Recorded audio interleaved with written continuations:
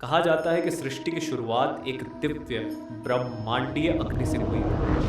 एक ऐसा अग्नि जिसमें शिव और शक्ति सम्मिलित थे। उसी ब्रह्मांडीय अग्नि से भगवान शिव और शक्ति शिवलिंग के रूप में प्रकट हुए, जो अनंत ऊर्जा और चेतना का प्रतीक है। यही वह पावन रूप है जहाँ पुरुष और स्त्री दोनों तत्व एक साथ मिलते हैं, शिव और शक्ति।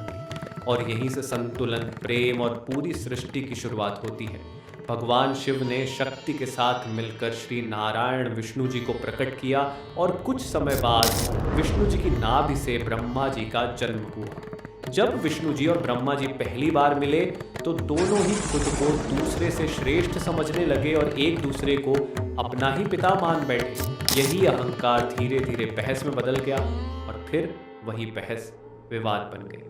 अपनी अपनी श्रेष्ठता साबित करने के लिए दोनों के बीच घमासान युद्ध छिड़ गया और सृष्टि में पहली बार अहंकार का यह संघर्ष देखने को मिला। भगवान विष्णु और ब्रह्मा जी को भयंकर युद्ध करते देख भगवान शिव और देवी शक्ति चिंतित हो उठे। तभी देवी शक्ति ने भगवान शिव से कहा, अगर ये दोनों ऐसे ही लड़ते रहे और इन्हें अब नहीं रोका गया तो सृष्टि की रचना कैसे संभव होगा। इस युद्ध को रोकने के लिए भगवान शिव ने एक उपाय सोचा। उन्होंने देवी शक्ति से कहा कि दोनों एक होकर स्तंभ ज्योतिर्लिंग के रूप में प्रकट हो और विष्णु जी व ब्रह्मा जी की परीक्षा लें, ताकि यह पता चल सके कि वास्तव में कौन महान है। विष्णु जी और ब्रह्मा जी के बीच चल रहे महानता के संघर्ष को शांत करने के लिए भगवान शिव शक्ति के साथ एक दिव्य ज्योतिर्लिंग के रूप में प्रकट हुए। एक विशाल प्रकाश स्तंभ बनकर उनके बीच आ खड़े हुए। भगवान शिव और शक्ति ने आकाशवाणी में घोषणा की कि जो भी इस ज्योतिर्लिंग का आरंभ और अंत खोज लेगा वही सबसे महान है। ये सुनते ही ब्रह्मा जी ऊपर की ओर उड़ चले और विष्णु जी नीचे पाताल की दिशा में पड़ गए। उन्होंने पूरी कोशिश की, दूर दूर तक यात्रा की, लेकिन ज्योतिर्लिंग की कोई सीमा नहीं मिली। अंत में उत्तर न मिलने पर दोनों शांत मन से वापस लौट आए, यह समझते हुए कि यह दिव्य ज्योति अनंत है, जिसकी कोई शुरुआत और कोई अंत नहीं।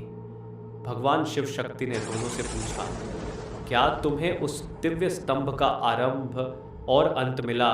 विष्णु जी ने सच्चाई स्वीकार करते हुए हार मान ली, लेकिन ब्रह्मा जी ने केतकी के फूल को साक्षी मानकर झूठ कह दिया कि उन्होंने ज्योतिर्लिंग का अंत खोज लिया है।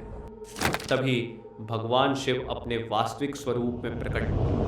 ब्रह्मा जी के झूठ से महादेव अत्यंत क्रोधित हो गए और उन्हें श्राप दिया कि पृथ्वी पर उनकी पूजा नहीं होगी।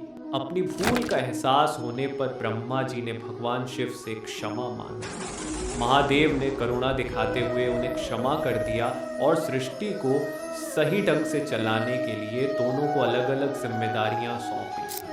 श्री हरि विष्णु जी को सृष्टि का पालन पोषण करने, संतुलन बनाए रखने और धर्म की रक्षा का कार्य मिला, जबकि ब्रह्मा जी को पूरे ब्रह्मांड, उसमें बसे सभी जीवों, वेदों और समय के निर्माण की महान जिम्मेदारी दी। इसी दिव्य व्यवस्था से सृष्टि आगे बढ़ी और जीवन की यात्रा शुरू हुई।